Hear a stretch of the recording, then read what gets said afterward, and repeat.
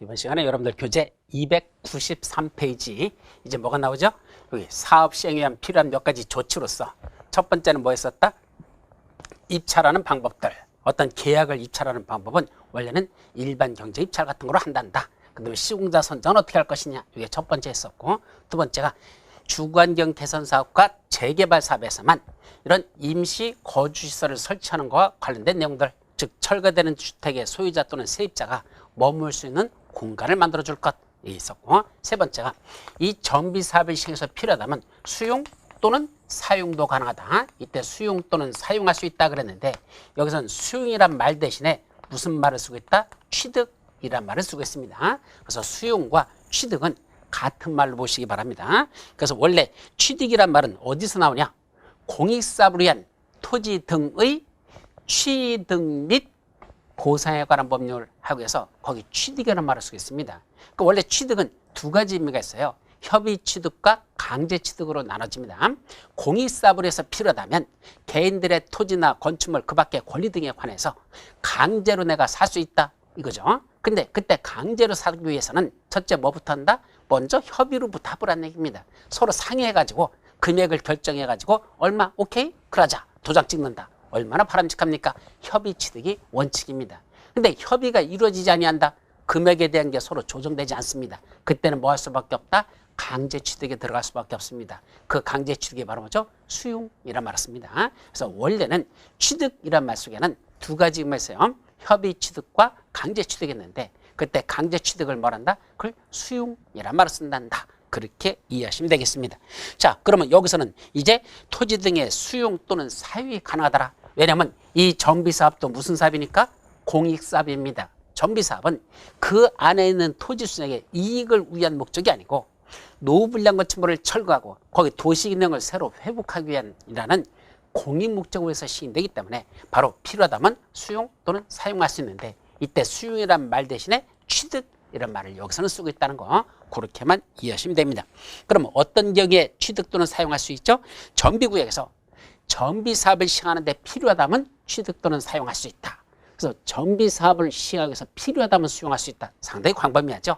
그런데 재건축 사업은 함부로 수용할 수 없습니다. 다만 재건축 사업의 경우는 천재지변 등으로 긴급하게 정비사업을 시행할 필요가 있다고 인정될 때만 그때만 수용 또는 사용할 수 있지 재건축은 그냥 정비사업을 시행해서 필요하다고 다 수용할 수 있는 게 아니야.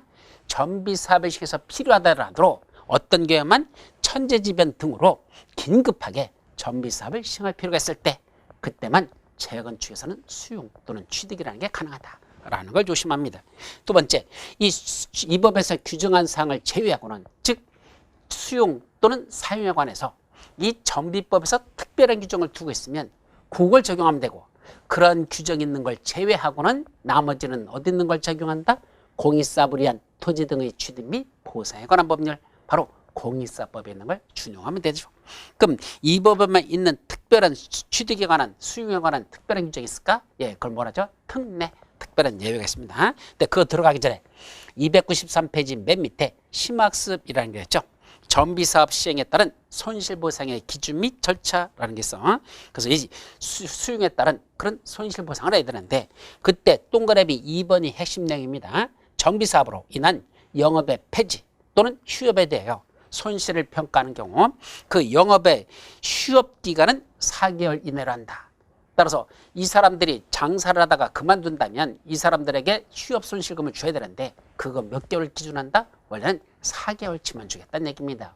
무슨 애들 장난하냐? 4개월만 갖고 뭘 하라고. 하여튼 4개월을 원칙으로 합니다. 다만 일정한 사유겠으면 실제 휴업기간으로 하되 그것도 최장기간은 2년을 초과 썼습니다.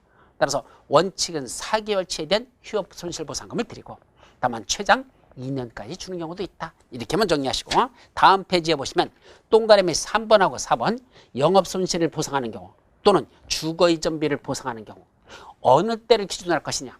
즉 영업손실보상금이라든지 또는 주거이전비는요. 여기에 실제로 영업하고 있던 사람들, 실제로 여기 거주하고 있던 사람들에게 주는 거거든. 그럼 어느 시점을 기준으로 여기서 영업하거나 거주하고 있었느냐? 요 어느 시점이냐라는 게 중요하겠죠. 그 시점은 언제를 기준으로 한다? 정비계 공람 공고일을 기준으로 합니다. 그거는 기억해 두십시오. 정비계획, 공남 공고일 현재 여기에서 영업하고 있던 분들, 여기서 거주하겠던 분들, 그분들에게 영업손실금, 그 다음에 주거 이전비라는 걸 지급한다. 그렇게만 기억해 두도록 하죠. 자, 294페이지에 거기 맨 위쪽에 수용 또는 취득 또는 사용에 따른 특별한 예외, 즉 공익사법에 있는 게 아니고 이 전비법에서 규정하고 있는 수용 사용에 관련된 특별한 예외가 따라 특례라는 게 있죠.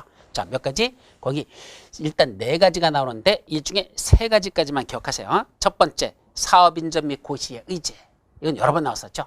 다시 말하면 국장한테 가가지고 국토교통부한테 가가지고 이게 공익사업임을 인정해 주세요라는 걸 신청해야 된다, 안 해도 된다? 이건 누가 봐도 다 아는 공익사업이기 때문에 따로 공익사업이라는 걸 인정해 달라고 신청할 필요가 없습니다. 사업인정 및 고시라는 게 따로 있는 게 아니고 뭐만 있으면 그 사업인정 및 고시가 있는 것으로 본다라고 냈습니다. 뭐만 있으면 바로 그요.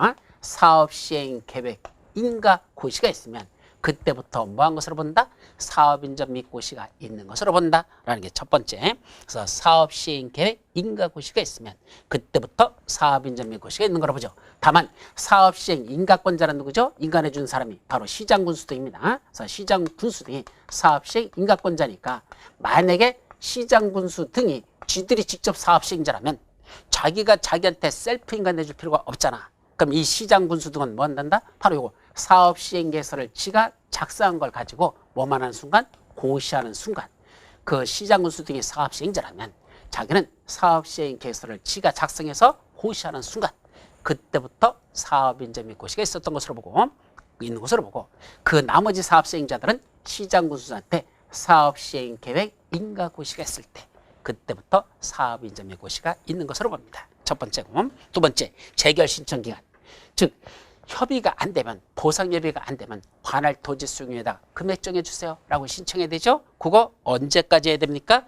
사업 시행 계획 인가를 할 때 정한 사업 시행 기간 이내에 해야 됩니다. 그래서 사업 시행 계획 인가를 할 때 그때 정한 사업 시행 기간 이내. 그래서 사업 시행 기간 이내만 재결 신청하면 되지.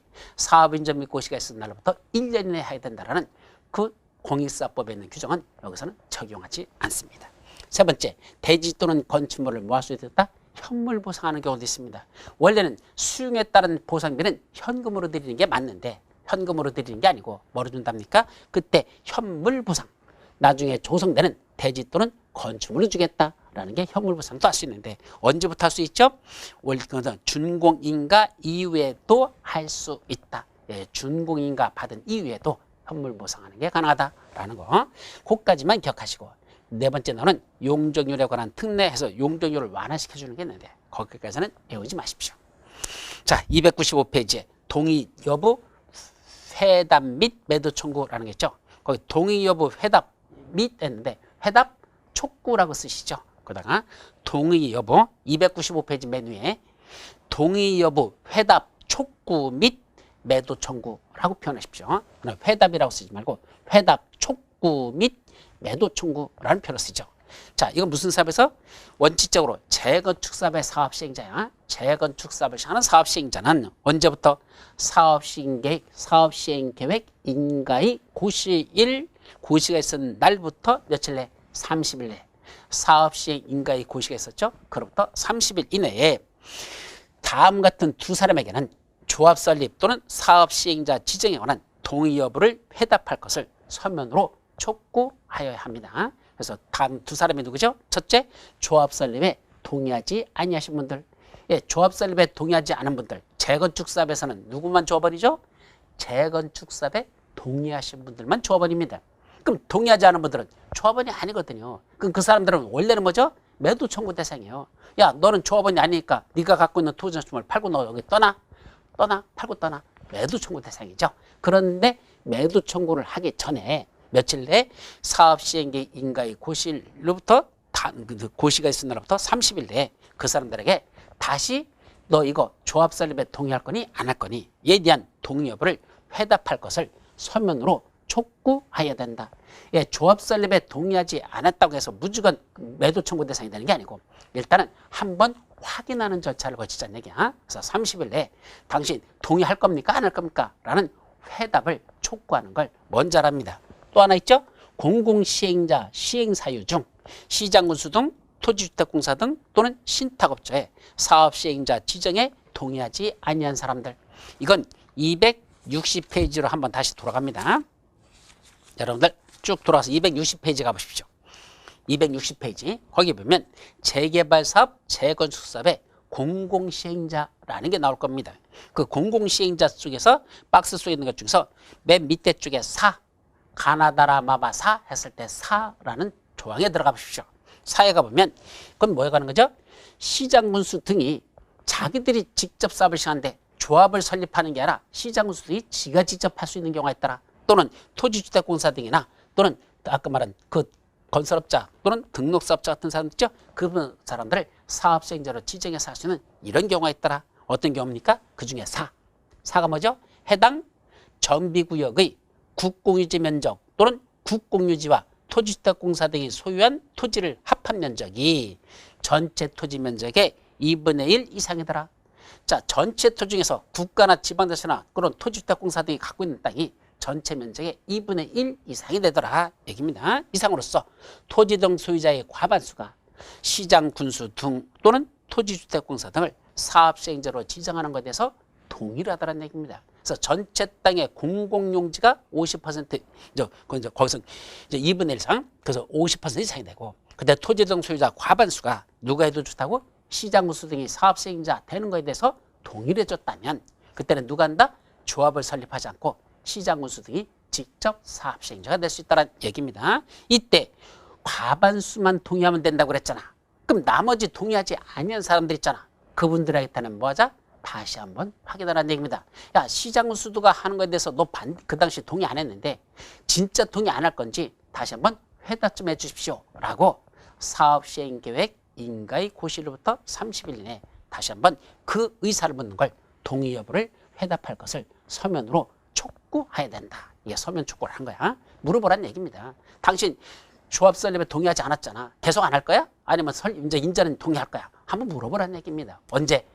이때가 아니고 사업시행자 조합 설립일 때 이때가 아니고 뭐까지 하고 나서 사업시행 계획 인가 받고 나서 이제 사업시행 인가까지 받고 나서 사람들한테 다시 한번 확인 절차를 거치라는 얘기입니다. 자, 그때 두 번째 촉구를 받은 토지 등 소유자는 자, 전번에는 동의하지 않았었어. 그래서 누가 하는 것도 조합 설립하는 거에 동의하지 않았던 사람들 또는 시장군수 등이 사업시행자 되는 거에 대해서 동의하지 않았던 이분들은 촉구받은 토지 등 소유자는 그 촉구받은 날로부터 2개월 이내에 회답하여야 한다. 예, 2달 이내에. 그래, 전번에는 조합 설립에 동의하지 않았지만 자, 지금 내용 진행되는 거 보니까 괜찮아. 마음에 들어. 알았어, 나 동의할게. 그때 동의해도 좋다니야. 시장군수 등이 하는 거에 대해서 동의하지 않았던 사람이 야, 시장군수 등이 하는 거 보니까 괜찮거든? 마음에 들거든? 알았어. 내가 동의해줄게. 그때 가서 나중에 동의하는 거야. 여부를 2개월 이내에 회답해야 합니다. 이때 회답 기간 내에 회답하지 아니하면 아무런 말이 없어. 회답하라고 했는데 아무런 말이 없어. 그러면 이거 동의한 것으로 봐야 될까요? 동의하지 아니한 거로 봐야 될까요? 동의하지 아니한 거로 봐야 되겠죠. 동의한 것으로 본다? 말이 안 되죠. 왜? 전번에 반대했던 사람이 지금 아무 말 안 한다고 그 동의한 것으로 다시 돌아갑니까? 전번에 동의하지 않았다면 회답을 촉구했는데도 2개월 이내 아무런 말이 없다? 동의하지 아니한 것으로 본다라고 하는 게 맞겠죠. 그래서 동의하지 아니하겠다는 뜻을 회답한 것으로 본다. 이렇게 간주가 됩니다. 자, 문제는 이제 회답 기간이 지났어. 아무런 말이 없었어. 그러면 사업시행자는 그 기간이 만료된 때부터 2개월 이내에 그 2개월이 지났죠? 그 2개월이 지난 날부터 다시 또 2개월 이내에 뭐 해야 됩니까? 조합 설립 또는 사업시행자 지정에 동의하지 아니하겠다는 뜻을 회답한 토지 등 소유자. 그럼 회답 안 한 사람도 어차피 회답한 거와 동일한 거야. 동의하지 않겠다. 나 안 하겠다. 자, 조합 설립에 동의하지 않겠다. 시장군수 등이 사업시행자 하는 거에 대해서 동의하지 않겠다라고 그 회답한 토지 등 소유자하고 또 있어요. 누구? 건축물 또는 토지만 소유한 자. 여기 건축물 또는 토지만 소유한 자는 또 왜 나오지 여기? 재건축사업이라 그랬습니다. 재건축사업에서는 누가 토지 등 소유자죠? 정비구역에 위치한 건축물 및 부속 토지 소유자, 이 사람들이 토지 등 소유자입니다. 즉 재건축 사업을 시행할 때 토지 등 소유자란 반드시 건축물도 갖고 있어야 되고 그 부속 토지도 갖고 있는 사람, 이 사람들만 토지 등 소유자라고 봅니다. 그러면 건축물만 갖고 있거나 또는 토지만 갖고 있는 사람들 이럴 수 있겠죠. 각각 분리된 사람들, 이 사람들은 토지등 소유자가 될 수 없기 때문에 이 사람들은 조합원이 될 수도 없다는 얘기입니다. 그러면 처음에는 갖고 있다가 나중에 토지 건축물이 분리돼 버리면 둘 다 더 이상 조합원 자격을 상실하게 되는 겁니다. 바로 그게 건축물 또는 토지만 소유한 자. 건축물하고 부속 토지하고 같이 갖고 있는 게 아니고 건축물만 갖고 있다, 토지만 갖고 있다. 이 사람들은 재건축 사업에서는 토지 등수에 들어가지 않기 때문에 이분들에 대해서는 뭐 한답니까? 건축물 또는 토지의 소유권과 그 밖의 권리를 뭐 한다? 매도할 것을 청구할 수 있다. 이걸 한마디로 뭐죠? 매도 청구. 매도 수가 뭡니까? 팔고 떠나라 얘기입니다.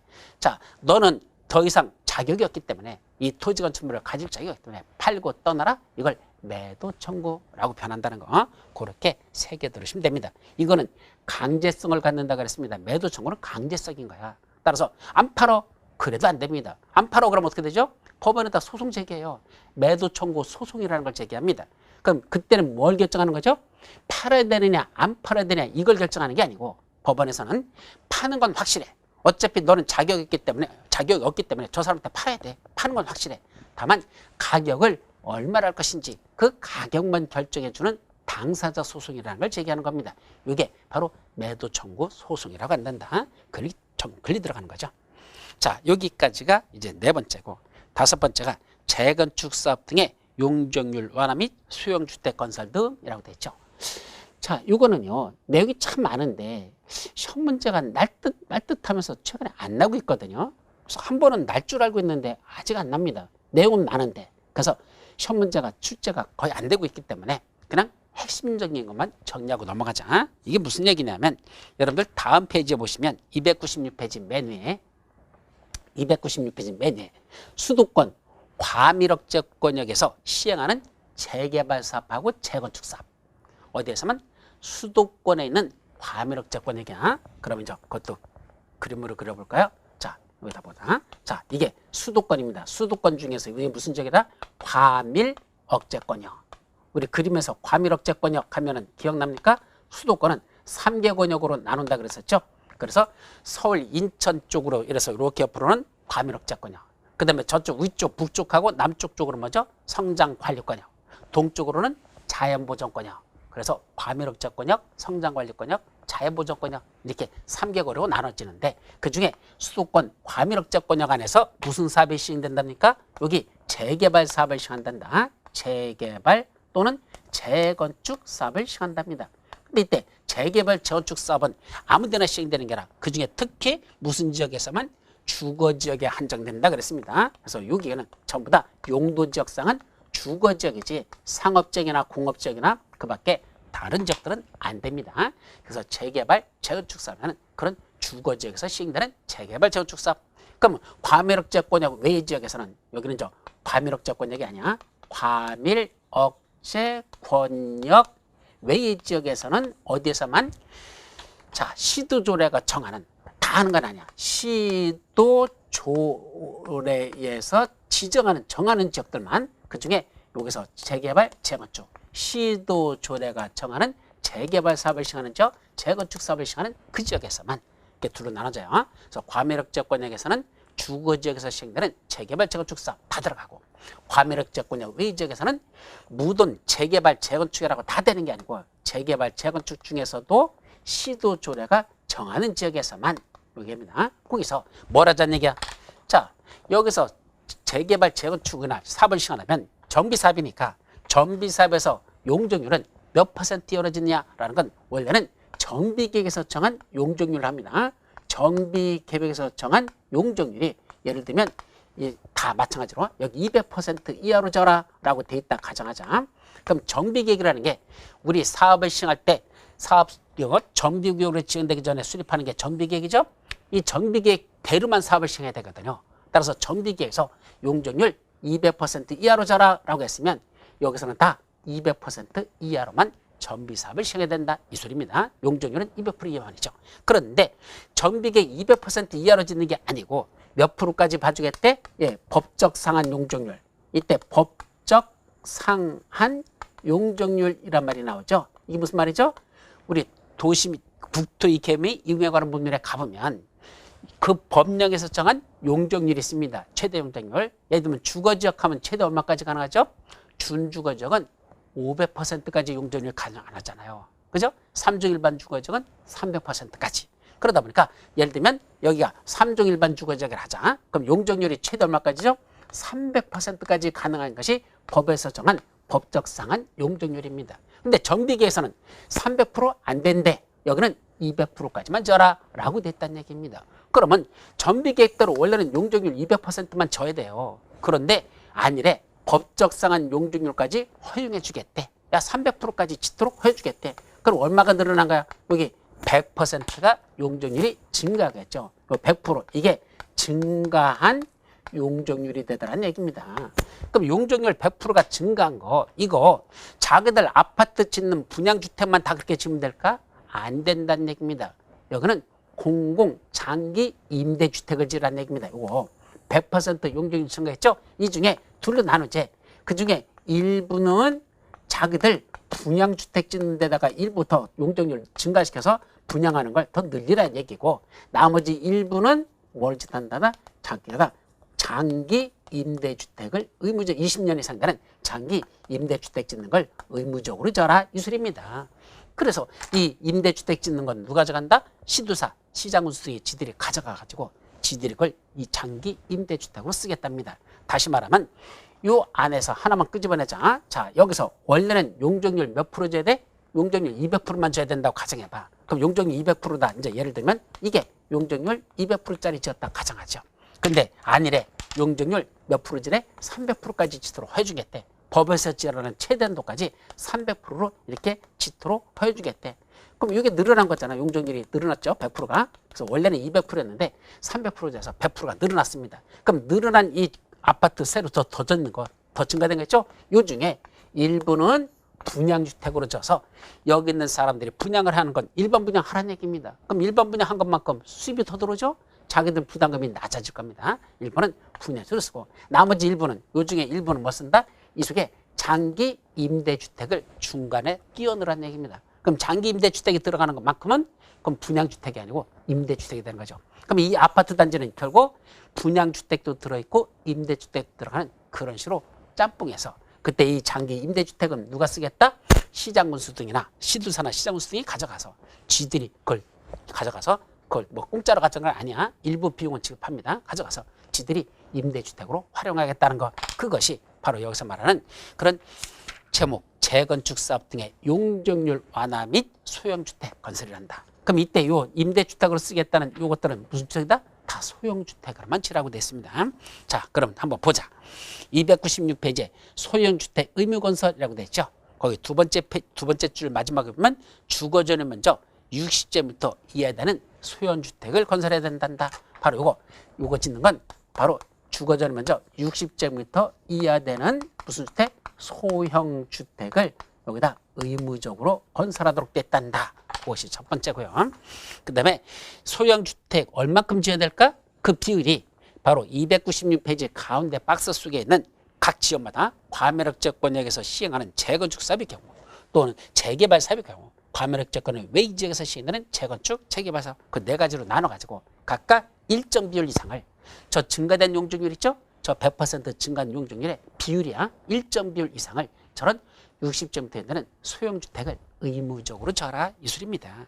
그럼 그거 누가 가져갈까? 296페이지에 보시면 소형주택의 공급 및 인수 해가지고 거기 네 번째, 다섯 번째 줄에 보시면 그런 소형주택을 공급하는 경우에는 시도지사, 시장군수, 구청장 순으로 우선하여 인수할 수 있다라고 되어 있잖아. 그래서 원칙은 시도지사가 인수하다가 지들이 소형주택을 임대주택으로 쓰라는 얘기고 두 번째로는 시장군수, 구청장들 이렇게 순서야 1순위, 2순위 이런 식으로 그 사람들이 우선해서 그것도 가져가서 쓰자. 근데 가져갈 때 그 가격은 공급 가격은 얼마랄까? 297페이지 맨 위에 나오죠. 그때 소형주택의 공급 가격은 공공주택 특별법에 따라 국토교통부장이 고시하는 공공건설 임대주택의 표준 건축비로 한단다. 따라서 건축비는 뭐 준다? 공공건설 임대주택 표준 건축비를만 주겠답니다. 자, 그럼 문제는 공공건설 임대주택을 질 때는요, 자재를 좋은 걸 쓸까요? 별로 안 좋은 걸 쓸까요? 자재 별로 안 좋은 거 씁니다. 임대주택이니까 어쨌든 공급가를 최대한 낮춰야 되니까 자재 그렇게 좋지 않습니다. 결국은 여기다가 지은 임대주택용으로 쓴 거, 장기 임대주택으로 쓰겠다는 그거는 60제부터 해야 되는 소형주택은 건축비는 주겠다는 얘기입니다. 누구한테? 사업시행자한테. 야, 니들 그 지었으니까 건축비는 주겠대요. 근데 그건 뭘 한다? 공공건설 임대주택 표준건축비를 기준으로 해서 주겠고, 뭐에 대해서는 그 부속토지는 인수자에게 기부 체납한 것으로 본다. 이 말. 인수자에게 기부 체납한다는 건 무슨 말이죠? 땅값은 받을 생각하지 말래요. 그럼 원칙적으로 왜 땅값은 안 줄까? 너 용적률 원래 200%밖에 못 짓는 지역을 용적률 300%까지 완화시켜줬잖아. 100% 늘어났잖아. 그중에 일부는 분양주택을 짓게끔 해준 것만큼 그 일부 분양에서 니들 사업비에 충당했으니까 이득 났잖아. 그거로 됐으면 됐지. 뭘 더 달라느냐? 요거 임대주택 짓는 게 있었으니까 늘어난 것 중에 임대주택이 있으니까 그거로 너는 그냥 충당하고 이 장기 임대주택으로 쓰는 소형주택 있죠? 그 땅값을 그 부속토지 값은 그거는 기부 체납한 거로 본다. 공짜로 내놓으란 얘기입니다. 그런 얘기예요. 자, 그러면 이때 소형주택에 인수하는 절차, 그건 네 번째 줄, 인수된 소형주택은 공공주택 특별법에 따른 임대 의무 기간이 20년 이상인 장기 공공임대주택으로 활용해야 된다. 예, 원칙적으로 20년 이상 되는 장기 공공임대주택으로 하는 게 원칙인데, 다만 예외적으로 그 밑에 장기 공공임대주택이 아닌 그냥 임대주택으로 활용할 수도 있더라. 그래서 임대 의무 기간에 따라서 예를 들면 10년 이상이 되느냐 또는 10년 미만이 되는지 그건 나눠져요. 그에 따라서 그건 뭐죠? 우리 임대주택으로 있다가 일정 기간 지나면 다시 분양주택으로 전환시켜주는 게 있잖아요. 그래서 임대주택에서 살다가 뭐 옛날에는 5년이었는데 요새는 평균 10년이더라고. 그래서 10년 정도는 지나면 너 그 임대주택에서 10년 동안 지났죠? 그러면 그걸 다시 분양주택으로 전환시켜주는 거. 그래서 그 살고 있던 임대인, 임차인, 살고 있던 임차인에게 다시 분양해주는 이런 식으로 하는 게 있죠. 근데 이런 건 분양가가 터무니없이 또 비싸져가지고 또 거기 있던 주민들하고 또 반발이 일어나서 또 분쟁이 일어나고 이런 것들이 있어요. 어쨌든 그런 다시 분양 전환용 임대주택으로 쓰는 것들 그것도 가능하다라는 것들이 거기 쭉 나와 있어요. 어쨌든 원칙은 뭐란다? 20년 이상 쓰는 장기 공공 임대주택으로다 60년 되는 소형주택 일부를 그렇게 섞어서 침으로써 이 아파트 단지에는 분양주택만 들어있는 게 아니라 임대주택도 같이 짓게끔 함으로써 용적률을 완화시켜주는 대신 다시 임대주택으로 쓸 수 있는 것도 일부 들어가도록 하는 이런 법적 제도적 장치를 만들어놨다. 그 정도만 이해하도록 합니다. 자, 298페이지에 주거환경 개선 사업의 특례라고 해서 거기 4가지가 나오는데 그중에 제일 중요한 건 첫 번째 겁니다. 주거환경 개선 사업에 따른 건축 허가를 받는 때와 또 부동산 등기, 소유권 보존 등기나 이전 등기 둘 다야. 그걸 할 때는 주택도시기금법에 따른 국민주택채권 매입에 관한 규정을 적용하지 아니한다. 이게 무슨 말이죠? 주거환경 개선 사업하면 어디서 시행되는 사업? 달동네. 머릿속에 그렇게 기억하라 그래서. 그럼 달동네에서 시행되는 주거환경 개선 사업이 시행된답니다. 자, 그중에 자기주택은 지가 알아서 스스로 개량하는 방식이 있습니다. 그럼 옛날에 낡아 빠졌던 옛날부터 있던 거 그거 철거하고 거기다 내가 주택을 새로 짓겠대. 그럼 뭐 받죠? 건축허가를 새로 받아야 됩니다. 그럼 건축허가 받으려면 원래는 뭐 해야 되죠? 거기 국민주택 채권이라는 걸 매입을 해야 됩니다. 그런데 달동네에서 건축허가 받는 사람에게 바로 그 국민주택채권 매입해야 됩니까? 안 사도 됩니까? 안 사도 된다. 매입에 관한 규정을 적용하지 아니한다라고 하는 뜻은 그 채권 안 사도 된다는 얘기죠. 왜냐하면 여러분들이 국민주택채권 같은 걸 사면요. 그 채권 사가지고 가지고 있습니까? 아니에요. 태반이 뭐죠? 즉석에서 깡해버립니다. 와리깡이라고 하는데 깡해버리죠. 깡이 뭐죠? 그거 사는 게 아니고 뭐 사가지고 갖고 있다가 만기다가 갖고 가서 원금이자 받는 게 아니고 지금 당장 돈이 부족하니까 그냥 즉석에서 깡을 해가지고 그걸 할인해서 되팔아버리고 말죠. 그럼 그 할인한 것만큼은 내가 돈으로 내놔야 돼요. 그 결국 국민주택 채권이라는 걸 매입해서 가지고 있다가 나중에 만기돼서 갖다 주고 원금이자를 챙기는 게 아니고 지금 되팔아가지고 그 이자 해당하는 것만큼은 내가 물어내고 되팔아버리는 이렇게 되죠. 그럼 생도 더 나가는 거예요. 생도 나가야 되는 거예요. 채권 매입한 걸 다시 되팔아버리면서 만기도 안 된 걸 팔았으니까 그 만기까지 가는데 걸리는 시간이 있잖아. 그 이자 부분만큼은 내가 물어내야 된다는 얘기입니다. 자, 그런 식으로 해서 채권을 매입한다는 건 결국 추가적인 비용이 더 들어간다는 얘기입니다. 이거 주거환경 개선 사업을 시행하는 그때 건축허가 받은 사람한테는 이런 채권 매입을 하게 합니까? 매입 안 해도 됩니까? 안 해도 된다는 얘기입니다. 왜 그러죠? 가난한 동네잖아. 그 가난한 사람들이 어떻게 수십 년 만에 어떻게 집 하나 지으려고 건축허가 받았더니 채권 사란다? 가진 데나 돈 없는 사람들한테 그 채권까지 팔아먹을 이유가 뭐 있느냐? 팔지 말라. 매입에 관한 규정은 적용하지 않는다. 이 말입니다. 또 아파트 같은 거 어떻게 하나 분양받았어. 그래서 그럼 소유권 이전 등기 해야 되잖아. 그 소유권 등기할 때도 채권 매입해야 되는데 국민주택 채권 매입해야 된다? 안 사도 좋다라는 내용. 그게 주거환경 개선 사업에서만 적용되는 특별한 예외다. 그렇게 이해하시면 됩니다. 자, 옆 페이지 재건축 사업에서의 특례라는 게 있습니다. 이건 재건축 사업에서만 적용되는 거야. 첫째, 토지 분할이라는 게 있습니다. 이 토지 분할은 뭐죠? 보세요. 자, 여기 아파트 단지가 조성되어 있습니다. 여기 이렇게 해서. 그래서 여기 101동, 102동, 103동, 104동, 105동, 106동, 107동, 108동, 109동 이렇게 딱 치자. 자, 문제는 이쪽에는 뭐가 흘러갑니까? 이쪽에는 한강이 흘러갑니다. 자, 그럼 여기 저 한강물이 여기 이렇게 흘러갑니다.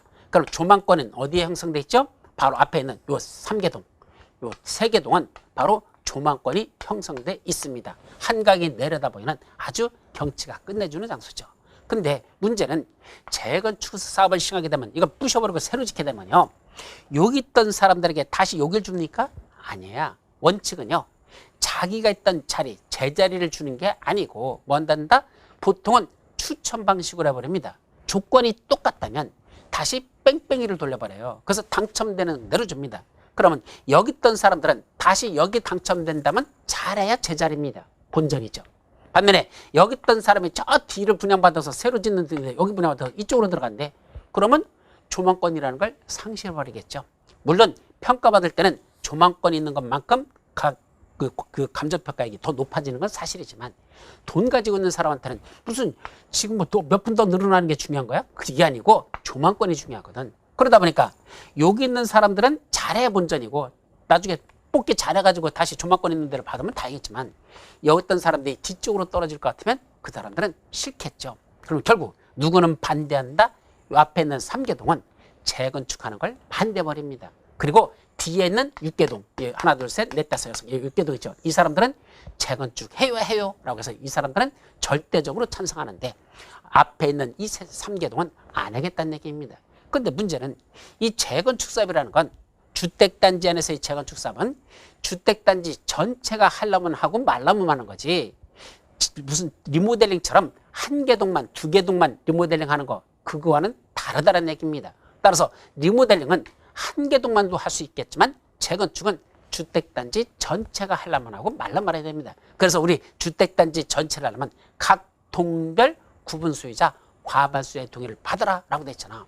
그러면 요 한 3개동마다 여기가 만약 100세대, 100세대, 100세대 그래서 300세대가 있다면 각 동별로 100세대가 있는 첫 번째 동도 과반수니까 51명이 오케이 되고 두 번째 동도 51명, 세 번째 동도 51명이 오케이 해야지만 그래야지만 되는데 투표를 해봤더니 여기 첫 번째는 100명 중에서 20명만 오케이, 두 번째는 100명 중에서 15명만 오케이, 세 번째는 100명 중에서 30명만 오케이 했습니다. 근데 나머지 뒤에 있는 들은 100명 중에서 90명이 오케이 이런 식으로 됐는데 이 앞에는 3개동만 유독 조망권 상실을 우려해서 재건축을 하기 싫다고 해서 찬성하는 사람들이 결국 한 20-30%밖에 안 되더라는 얘기입니다. 그러면 과반수가 안 됐잖아. 그럼 이 3개동 때문에 나머지 동도 사업을 시행할 수 없게 됩니다. 그럼 정년 못할까? 방법은 하나가 딱 있습니다. 뭐 하면 되죠? 토지를 분할해가지고 주택단지 개념을 바꿔버립니다. 토지를 분할하면 어떻게 되죠? 각각 분할된 토지와 분할돼 나가는 토지를 뭐라 본다? 각각 별개의 주택단지로 본다라고 용어정의 쪽에서 나왔었습니다. 그래서 주택단지란 원래 주택 및 부대시설, 복리시설이 건설되는 일단의 토지가 주택단지인데 이렇게 토지 분할에 따라서 분할된 토지와 분할돼 나가는 토지를 각각 뭐로 본다? 별개의 주택단지로 본다. 그러면 요것만 분할된 토지만 또 별개의 주택단지잖아. 이 사람들은 전부 다 찬성한 사람들이야. 그럼 6개 동만 재건축을 하는 게 좋고 나머지 3개 동은 별개의 주택단지로서 이 사람들은 동의하지 않았으니까 이 사람들은 재건축을 안 하겠다는 얘기입니다. 이게 바로 뭐다? 이게 토지 분할이라는 얘기입니다. 자, 문제는 이렇게 토지를 분할하려고 했더니 건축물이 있는 대지를 분할할 때는 너무 작게 분할하지 말라고 건축법에 나와 있어요. 자, 이렇게 건축물이 있어요. 이걸 분할하는데 토지를 이렇게 분할하는데 이때 분할되는 이 면적이 너무 작게 분할해서는 안 된다. 무슨 법에 나온다? 건축법에 나왔었어요. 그러면 이때 최소한 분할되는 토지도 건축물을 지을 수 있도록 하기 위해서는 최소 면적을 필요로 하는 거죠. 그게 대지의 분할 제한이라는 게 있었습니다. 그때 주거지역에서는 최소한 60제곱미터 이상으로 분할해야 되고 상업지역, 공업지역은 최소한 150제곱미터 이상으로 해야 되고 녹지지역은 최소 200제곱미터 이상으로 분할해야 되고 그 다음에 주상 공록이 아닌 그 밖에 나머지 지역들 관리지역, 농림지역, 자연환경보호지역은 최소 60제곱미터 이상에서 60으로 할지 150으로 할지 200으로 할지는 그 이상에서 뭐로 정한다? 조례로 정한다. 그래서 조례로 정하는 그 면적 이상으로 분할해야 됩니다. 예를 들면 여기가 주거지역이라면 최소한 이 면적은 얼마? 60제곱미터 이상에서 조례에서 정한 면적 그 이상으로 분할해야 되지 그 미만으로 분할해서는 아니 된다 이 얘기입니다. 그럼 최소한 60제곱미터 이상으로 분할하라고 돼 있는데 만약 조례도 60이라고 돼 있다 치자. 근데 이 분할되는 이 면적이 50제곱미터 밖에 안 된다고 가정해보자. 그럼 50밖에 안 되면 분할할 수 있어요 없어요? 건축법에 따르면 분할할 수 없게 되죠. 그런데도 불구하고 여기는 뭐 할 수 있단다? 미달되더라도 토지 분할을 청구할 수 있다. 예, 건축법에서는 건축물 있는 대지를 분할할 때 최소 면적 미만으로 분할하는 건 안 된다고 돼 있지만 그럼에도 불구하고 여기는 토지를 분할할 수 있다라는 게 첫 번째 나와 있죠. 자, 그 다음에 두 번째로서는 토지 분할이 그 개념이야. 자, 두 번째는 이때 토지를 분할 청구할 때는 토지 분할 대상이 되는 토지 및 그 위에 있는 건축물과 관련된 토지 등 소유자와 먼저 뭐부터 합니까? 협의부터 합니다. 즉, 이 선 긋는 거 있죠? 이 선을 어떻게 긋을 건지 이걸 여기 있는 사업 시행자하고 이쪽에 있는 토지 등 소유자하고 이 선 긋는 거에 대해서는 분할 협의라는 걸 해야 됩니다. 그런데 가급적이면 이쪽에 있는 사람들 어떻게 하죠? 이쪽으로 더 밀어서 선을 그으려고 할 것이고 이쪽에 있는 사람은 저쪽으로 더 밀어서 그으려고 해야겠죠. 서로 간에 선 긋는 걸 저쪽으로 서로 미루려고 할 겁니다. 그 협의가 이루어지지 아니할 수 있죠. 그럼 이 선 긋는 게 협의가 이루어지지 않으면 그때는 누구한테 분할을 청구할까? 세 번째, 법원에 토지 분할을 청구할 수 있다. 이때 조심할 건 시장, 군수 등에게 분할을 청구하는 거 아니고 가장 공평하고 공정하게 나눌 수 있는 건 법원으로 보는 겁니다. 이걸 보고 말한다. 시장, 군수, 수치의 날입니다. 수치가 뭐죠? 수치. 하여튼 창피함을 당했다. 창피함을 당했다. 예, 창피를 당하는 겁니다. 시장, 군수 못 믿겠다는 얘기입니다. 이건 법원은 믿을 수 있어도 시장, 군수 널 뭘 믿고 새끼야 네가 분할해 주는 걸 네가 해주기를 기다리냐? 안 하겠대. 따라서 분할 협의가 이루어지지 않으면 시장, 군수 등에게 분할을 청구하는 게 아니라 법원에 분할을 청구할 수 있다는 거 그것도 조심하시고 맨 밑에 건 뭐죠? 자, 이때 분할돼 나가는 토지 요 선 긋는 거 있잖아. 이게 문제가 뭐죠? 요 이쪽에 있는 게 전체 면적의 10분의 1 이하밖에 안 되거나 거기 그 해당 토지 및 건축물과 관련된 토지 등 소유자 숫자가 전체 10분의 1 이하밖에 안 되더라. 전체 숫자 중에서 토지 등 소유자가 요 분할돼 나가는 이 사람들이 10% 이하밖에 안 되더라. 또 하나 이 분할돼 나가는 이 선이 건축물 위에 놓여 있는 게 아니더라. 즉 대지를 가로지르지 건축물을 끼고 건축물 가운데를 가로지르는 선은 아니더라. 세 번째는 그 우리 건축법이면 건축물이 있는 대지는 도로에 2m 이상 접해야 된다라는 건축법상의 대지와 도로 관계 있죠. 그런 조건에만 맞는다면 예를 들면 여기 도로가 여기 이렇게 있었어. 근데 그러면 여기도 도로랑 접해 있고 여기도 도로가 접해 있잖아. 그럼 출입하는데 지장이 없다는 얘기죠. 그런 요건을 갖췄다면 아직 법원으로부터 분할 결정이 아직 안 났어.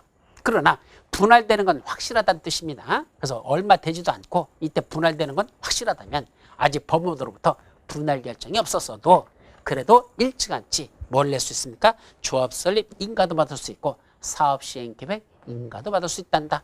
그래서 아직 법원으로부터 분할 결정이 안 떨어졌어도 여기 있는 요 사람들만 조합 설립 인가 받을 수 있고 요 사람들끼리만 사업 시행 계획 인가도 받을 수 있다라는 거. 그게 네 가지가 바로 토지 분할에 관련된 얘기입니다. 자, 다음 페이지 건축법 등을 완화 적용하는 게 있는데 이것도 한 번 시험 문제 나왔었어요. 괜히 복잡하니까 거기까지는 보려고 보지 말자. 그럼 마지막 300페이지 맨 밑에 소유자 등의 확인이 곤란한 건축물 등에 대한 처분. 자, 이게 누구죠? 토지 소유자의 소재 확인이 현재에 곤란하다. 예, 토지 소유자가 등기부상에는 있는데 이 사람이 어디 사는지를 알아야 동의를 받아야 될 거 아니야. 근데 어디 사는지를 모르겠대요. 그때는 어떻게 할까? 이에 관한 문제입니다. 그건 옆 페이지 조합이 사업 시행자가 되는 경우에는 언제? 조합 설립 인가일 현재. 토지 등 소유자가 어디 사는지를 모르겠다. 자, 토지 등 소유자가 직접 재개발 사업을 시행할 때는 사업 시행계획 인가일 현재에 있는 그 토지 등 소유자 소재지를 모르겠다. 그 다음에 시장군수 등이나 토지주택공사 등이 정비사업을 시행하거나 지정개발자가 사업을 시행할 때는 토지 등 소유자에게 알릴 사항을 공시하는 그날 기준으로 이 사람들이 어디 사는지를 모르겠다면 그때는 어떻게 할까? 전국적으로 배포되는 2 이상의 일간신문에 2회 이상 공고하고 그러면 공고한 날부터 며칠이 지났다? 30일이 지나면 그 소유자의 해당 건축물 또는 토지의 감정평가액에 해당하는 금액을 법원에다가 공탁 걸어놓고 정비사업을 시행할 수 있습니다. 따라서 사업 시행자가 어디 사는지를 모르면은 토지 등 소유자가 어디 사는지를 모르면 사업을 시행할 수 없잖아요. 그때는 뭐 하면 된다? 법원에다가 공탁권 걸어놓고 그냥 사업 시행해도 됩니다. 그런 내용들이죠. 자, 그 다음에 2번 조합원 공동소유 토지 등의 소유권 했는데 그게 잘못된 게 있어요. 바로 첫 번째 줄. 첫 번째 줄은 삭제, 지워버립니다. 재건축 사업을 시행함에 있어 조합 설립의 인가일 현재 조합원 전체의 공동소유인 토지라고 돼 있죠. 그 토지, 거기 첫 번째 줄까지만 첫 번째 줄은 싹 지워버리십시오. 이중으로 들어갔습니다. 그건 빼버리고 이제 그 밑에 두 번째 줄부터만 내용만 살려봅니다. 재건축 사업을 시행하는 경우 조합 설립 인가일 현재 조합원 전체 공동소유인 토지 또는 건축물이 있답니다. 자, 재건축 사업을 시행하려고 하는데 그 안에 뭐가 있죠? 관리사무실 같은 게 있습니다. 그럼 관리사무실 같은 건 뭐죠? 그 재건축을 하고자 하는 그 안에는 토지 소유자들의 전체 공동소유로 봐야 됩니다. 근데 이걸 어떻게 해야 됩니까? 조합 설립일 현재 있는 그 현재 조합원 전체 공동소유인 토지 건축물은 언제부터? 조합 설립 인가받은 그날부터 뭐로 본다? 조합 소유의 토지 또는 건축물로 본다라는 말. 이게 무슨 말이죠? 원래 사업이 시행되기 전에 그 안에 사람들이 공동소유를 갖고 있던 것들은 조합이 설립되면 조합은 뭐로 본다 그랬죠? 법인으로 한다 그랬습니다. 그럼 조합 스스로 권리와 의무의 주체가 되죠. 그러니까 지가 스스로 권리와 의무의 주체가 되기 때문에 그 조합 명의로다가 소유권을 행사할 수 있다는 얘기입니다. 따라서 전체 개개인들의 공동소유로 있던 그 토지나 건축물이 조합 설립 인가를 받는 순간 이제는 누게 된다? 조합게 된단다. 조합의 소유권으로 넘어간다는 것. 그래서 조합원들의 공동소유였던 게 조합을 이제 그 안에 있던 토지 등 소유자들의 공동소유로 있던 것들이 조합의 소유로 넘어가는 건 언제다? 조합 설립 인가를 받는 날이더라. 그렇게만 여러분들이 기억해 두도록 합니다. 자, 여기까지. 자, 그러면 여기까지만 일단 정리하시고 그 다음에 302페이지에 나오는 사업의 시행하고 나오죠? 그럼 지금 어디까지 왔습니까? 오늘은 이게 사업 시행자가 정해지면 시행자가 사업을 시행하기 위한 구체적인 계획, 사업 시행 계획서를 작성해서 이거에 대해서 일정한 뭐 있었죠? 동의요건이 있었습니다. 그래서 누가 조합의 사업을 시행하는 경우 등에서 그 동의요건이 있었죠? 그래서 동의서를 받아가지고 사업 시행 계획 인가 신청에 들어가면 시장군수 등이 인가해주고 그 사실을 고시하면 그에 따른 특별한 예외들이 있었고 그 다음에 이제 사업에 들어가기 전에 필요한 몇 가지 조치로서 이제 어디까지 왔단다? 이런 내용들이 여기 쭉 나온 겁니다. 이제 뭐가 끝났어? 사업 시행에 필요한 조치가 다 끝났습니다. 이제 뭐 들어가자? 분양 신청 받자는 얘기입니다. 그래서 사실은 본격적인 사업은 사업 시행계획 인가받고 나서 이런 필요한 조치 해놓고 이때부터 사업에 들어가는 게 맞아요. 그래서 요 전까지는 준비 단계로 보시면 되고 이제는 실질적인 사업 시행 단계로 들어간단다. 그래서 사람들한테 분양 신청을 받으면서 사업에 들어간단다. 이렇게 이해하시면 됩니다. 그래서 다음 페이지에 나오는 분양 시점부터는 다음 시간에 살펴보도록 하죠. 잠시 쉬었다 들어갑니다.